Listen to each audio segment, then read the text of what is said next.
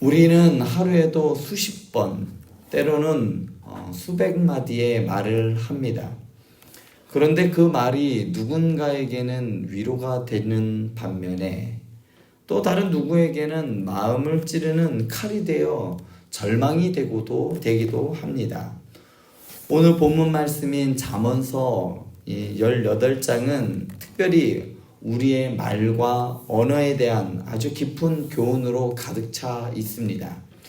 오늘 새벽 하나님의 말씀 앞에서 우리의 입술의 경건함을 다시 세우는 그러한 시간이 되시기를 소망합니다.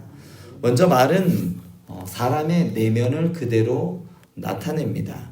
1절부터 8절의 말씀 중에 1절과 2절 말씀은요, 자기중심적인 언어가 얼만큼 위험한지에 대해서 말해주고 있습니다. 먼저 1절은 무리에게서 스스로 갈라지는 자는 자기 소욕을 따르는 자라 온갖 참 지혜를 배척하느니라 라고 말합니다. 무리에게서 스스로 공동체에서 분리된 자라는 말은 고립된 자를 뜻합니다. 이는 단순히 혼자 있음을 말하는 것이 아니라 공동체와의 관계를 끊고 자기중심적으로 사는 태도를 말합니다. 그러니까 교회 생활을 함에 있어도, 신앙생활을 함에 있어도 교회가 뭐 그리 필요해, 그냥 나는 그냥 내 뜻대로 유튜브를 보면서 그냥 나는 집에서 신앙생활을 할 거야 라고 말하는, 그렇게 신앙생활을 한다라고 하는 사람과 같은 겁니다. 그런 것이 얼만큼 위험한지 말해주고 있는데, 2절은 그러한 자가 지혜를 구하지 않고 자기의 의사를 드러내기만 기뻐하느니라 라고 말합니다. 이 말씀은 듣기보다는 말하기를 즐겨하는 자, 배우기보다는 자기 주장을 하기를 좋아하는 자를 향한 경고의 말씀입니다. 우리가 입을 열기 전에 먼저 질문해야 합니다. 나는 지금 말을 하기 위해 듣는가, 아니면 듣기 위해 침묵하고 있는가? 두 번째로 3절부터 8절의 말씀은 악한 말은 공동체를 무너뜨린다라고 말합니다. 3절은 악한 자가 오면 함께 따라오는 세 가지가 있다라고 말하는데, 멸시와 능욕과 그리고 욕됨입니다. 악한 말은 단지 개인의 죄를 넘어서 공동체의 부끄러움과 분열을 가져옵니다. 여기에서 이 말하고 저기에서 저 말하는 사람이 있는 공동체는 흔들리기 쉽고 시험에 빠지기 쉽습니다. 반면 4절은 대조적으로 명철한 사람의 입의 말은 깊은 물과 같고 지혜의 샘은 솟구쳐 흐르는 매와 같으니라 라고 말합니다. 지혜로운 사람의 말은 생명과 생수처럼 다른 사람을 살린다라는 겁니다. 같은 말 한마디를 해도 다른 사람을 세우고 그 사람에게 용기를 주는 반면에 또 같은 말임에도 불구하고 다른 사람에게 상처를 주는 말이 있습니다. 6절과 7절은 어리석은 자의 말이 그 자신에게 재앙이 된다라고 말합니다. 미련한 자의 입술은 다툼을 일으키고 그의 입술은 그의 영혼에 그물이 되느니라. 또한 8절은 남의 말, 그러니까 뒤에서, 뒷담화라고 하죠. 다른 사람의 말을 뒤에서 험담하는 사람에 대하여 말합니다. 험담이라는 이 원어적인 의미는요, 맛있는 조각처럼이라는 뜻이에요. 험담이 왜 맛있는 조각이 될까? 뒤에서 다른 사람의 흉을 보는 것이 그만큼 입에 맛있는 음식을 먹을 듯이 재밌다는 뜻이에요. 그래서 우리는 둘만 모이면 좋은 얘기를 하는 것보다 험담하는 이야기를 더 많이 듣습니다. 그게 재밌어 보이기 때문이에요. 시간 가는 줄 모르죠. 그렇지만 결국 사람의 깊은 속까지 들어가 썩게 만드는 독소와도 같은 것이 다른 사람의 험담을 하는 겁니다. 말은 씨앗과도 같습니다. 누군가의 말에, 누군가의 마음에 이 씨가 뿌려지면 언젠가 그 씨가 열매를 맺게 됩니다. 다른 사람의 험담을 다른 사람의 마음에 뿌린다면 결국은 그 씨앗이 자라서 뭐가 될까요? 아름다운 열매가 맺힐까요? 아닙니다. 누군가의 한 그 험담을 통해서 그 험담을 들은 사람은 편견을 갖게 되고 사람을 제대로 보지 못하게 되죠. 그래서 결국은 관계를 흐트러 버리게 되는 씨앗이 되게 되는 겁니다.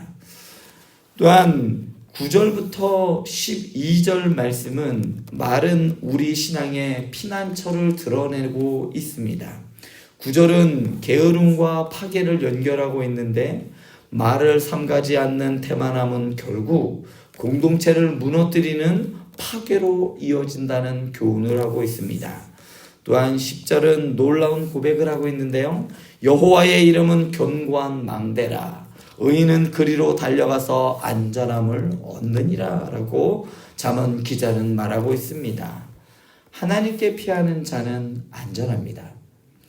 말로 고통받을 때, 험담과 모욕 속에서 마음이 상할 때 우리는 하나님의 이름을 피난처로 삼아야 하는 겁니다. 다른 사람이 나의 험담을 하는 걸 들었을 때 내가 여기에는 이쪽으로는 내가 모두 보지 않아 이러고서 뛰쳐나가는 것이 아니라 사람은 나를 실망시킬 수 있고 나에 대하여 험담할 수 있지만 하나님은 그렇지 않다라는 겁니다. 나의 진정한 피난처는 사람들이 있는 그 안에가 아니라 나의 피난처는 오직 하나님 한 분이라는 뜻을 기억하시기 바랍니다. 11절 말씀은 대조적으로 부자의 재물은 그의 견고한 성이라고 말합니다. 그러나 이는 그의 상상 속의 높은 성벽일 뿐입니다. 현실은 다르지요. 말로 인한 상처와 소문과 비난은 이러한 것들은 재물로 막을 수가 없습니다. 아무리 재물이 많아서 견고하게 세운다 할지라도 사람들의 말로 인한 상처는 막을 수가 없는 겁니다. 12절은 결론처럼 말합니다. 교만은 패망의 선봉이요 겸손은 존귀의 길잡이라 라고 말합니다. 말하기보다는 말을 삼가하고 하나님의 뜻에 귀를 기울이는 겸손한 자는 결국 존귀하게 된다는 말씀입니다. 또한 13절부터 21절의 말은 경건한 말은 공동체의 이 관계를 세우고 회복시킨다라는 의미를 가지고 있습니다. 그래서 13절은 말을 급히하지 말라라고 말합니다.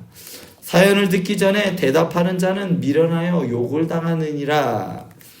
이 말은 사실 법정 용어이기도 합니다. 판결 전에 말을 내뱉는 것은 어리석은 것이다 라고 경고하는 겁니다. 경건한 언어 생활은 경청하는 자세에서부터 시작합니다. 말을 많이 하면 그 속에서 분명하게 실수가 나오게 되어 있습니다. 또한 14절과 15절은 마음과 영혼의 강함은 말의 절제에서 나온다라고 말합니다. 사람의 심령은 그 병을 이기려니와 심령이 상하면 그것을 누가 일으키겠냐라고 말하지요. 몸의 병보다 더 치명적인 것이 있습니다. 그것은 바로 마음의 병입니다. 그 상한 마음의 원인이 무엇일까요? 거의 대부분 말에서 비롯된 상처입니다. 그래서 지혜자는 경건한 언어를 통하여 상한 심령을 고친다라고 말합니다.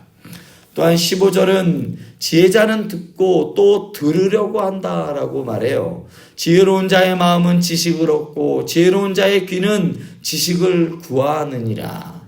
지혜로운 언어 생활은 듣는 데서부터 시작된다는 것을 기억하시기 바랍니다. 또한 말은 생명을 살리기도 하고 죽이기도 한다라고 20절부터 21절은 말하는데 20절은 이렇게 말합니다. 사람은 입에서 나오는 말의 열매로 배부르게 된다라고 말하고 21절은 죽고 사는 것이 혀의 권세에 달렸나니 혀를 쓰기를 좋아하는 자는 그 열매를 먹는다라고 말합니다. 우리 사랑하는 행복한 교회 성도 여러분들의 말은 사람을 살리는 생명의 말입니까? 아니면 마음을 죽이는 말입니까?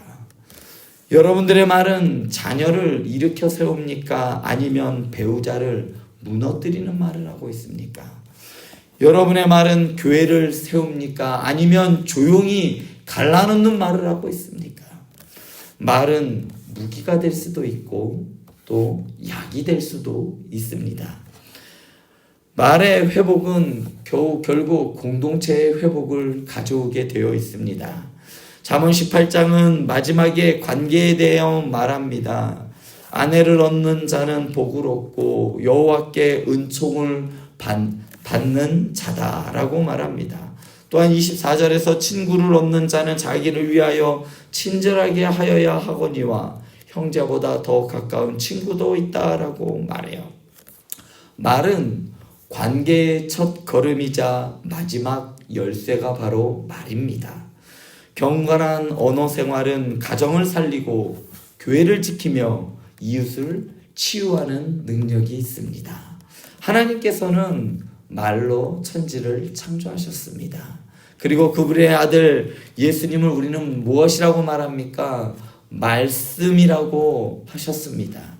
우리는 하나님의 형상대로 지음받은 자로서 하나님의 형상을 닮아가야 하는 것입니다. 사랑하는 우리 행복한 교회 성도 여러분, 오늘 이 새벽 다시 한번 우리 입술을 하나님께 드리실 수 있기를 바랍니다. 무심코 내뱉은 말이 누군가에게는 혹시라도 상처가 되지 않았는지 돌아보시기 바랍니다. 혹시 오늘 누구에게 미안하다라고 말해야 할 사람이 있습니까? 혹은 진심으로 격려하고 축복해야 할 누군가가 떠오르십니까? 오늘 하루 여러분들의 말이 누군가를 살리는 생명의 열매가 되시기를 바랍니다. 말을 줄이고 듣기를 늘리며 겸손하게 말하는 이러한 경건한 언어 생활자가 되기를 간절히 소망합니다. 그때에 우리의 가정이 세워지고 우리 행복한 교회가 더 든든해지며 또한 우리의 사회는 하나님의 나라의 향기로 가득하게 될 줄 믿습니다. 기도하시겠습니다.